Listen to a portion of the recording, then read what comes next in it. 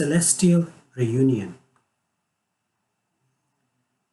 Annabel Carter had only just turned 16 when she received a postcard from her most favorite auntie, Esmeralda, inviting her to spend an evening with her at her country cottage, which promised would be, as she put it, a magical and unforgettable evening.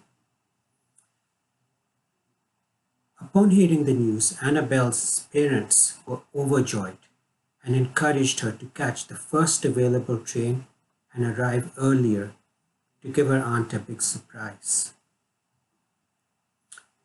Annabel wasted no time and got dressed, then hugged her parents and left home excitedly. The train journey to her aunt's cottage was very pleasant, as it was a very bright and beautiful afternoon, especially when it reached the countryside. As Annabel gazed out of the window, she spotted some sheep and horses grazing in the fields.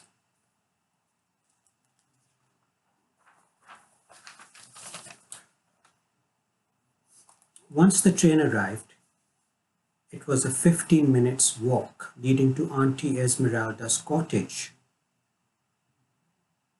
Annabel said to herself softly, "The last time I visited Auntie Esmeralda, I was only 5. I remember how she used to comb my hair and how I would gaze at the mirror and fumble." She giggled. "I wonder how she'll react when she sees me now." Before she knew it, Annabel found herself making her way along the lane leading to her aunt's cottage. Everything was just as it was when she last visited all those years ago. There was a long trail of daffodils on either side of the pathway. Once she reached the door, she realized that the bell was still pretty high up, so she stood on her toes and rang it. Upon doing so, she was astonished to see golden glitter raining down on her, accompanied by soft music. Then it vanished into thin air. The door opened and a kind-faced young lady opened the door. Excuse me, I've come to visit my Auntie Esmeralda. Is she at home?" The lady giggled in a fit of laughter and gazed at her. "Look again, dear child." Annabel's eyes lit up with joy and she hugged her tightly. "Oh, Auntie Esmeralda, it's so lovely to see you again, and you still recognized me as well." Then Annabel let go and softly retreated backwards. "Wait a minute, but that can't be possible. Surely I've grown up so much and you're still the same." "Rest assured, my child, it is definitely me."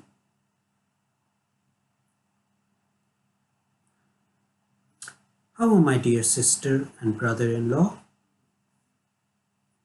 "Mummy and Daddy are just fine. They send their love. But Auntie Esmeralda, surely you didn't invite me all the way here just to ask me that." "No, you're quite right, my child." Annabel said, "Something very strange and unusual happened when I rang the doorbell. Glitter appeared out of nowhere, then vanished. There was also music playing." Her aunt softly placed her right index finger across Annabel's lips. "That is why I have called you here, alone. You've come of age now, and it's time to tell you everything. Follow me." "I don't understand." "This way," her aunt instructed with a smile on her face. She led Annabel to the door, which had always remained closed when she was a child. Annabel, you may recall that you were never allowed to come in here during your childhood. Annabel nodded. Now watch very carefully. To Annabel's surprise, her aunt raised both her arms, chanted a few words, and the door opened.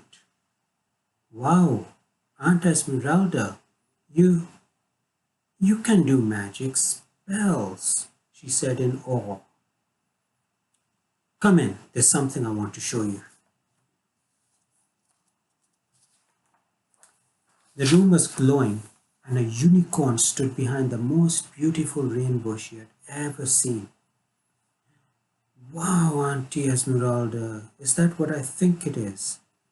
Yes, my child, it's a unicorn, my very own from the celestial world of angels and fairies. You mean to say you're a fairy?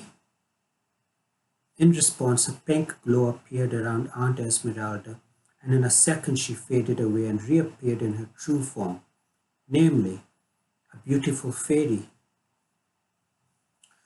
She spoke in a soft, melodious voice. I am a good fairy, and I have called you here today, young Annabel, to give you this. A magic wand appeared in her right hand, and she placed it in Annabel's hands. As of now, you too are a fairy. Wow! Am I dreaming? Slowly a mist formed around Annabel, and within seconds she found herself transformed into a fairy. Annabel, this is one secret we can never reveal to mortals, because we fairies are sent down to earth to serve humanity and do good deeds.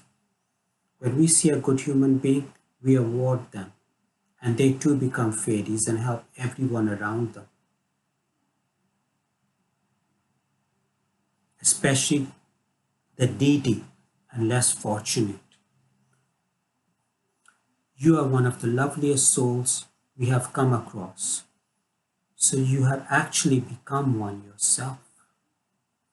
With those words, the fairy vanished and changed back into Aunt Esmeralda. Likewise, Annabel changed back too.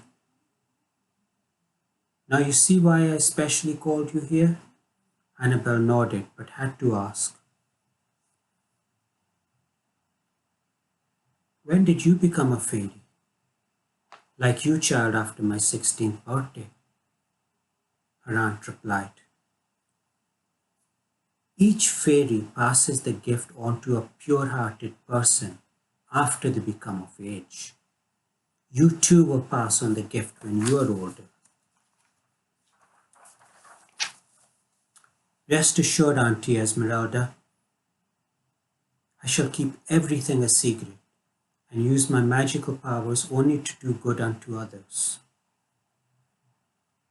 I know you will make all of us fairies and angels proud, and I'm so happy that this has turned out to be a truly celestial reunion. She smiled and gave Annabel a tight hug, then bid her farewell.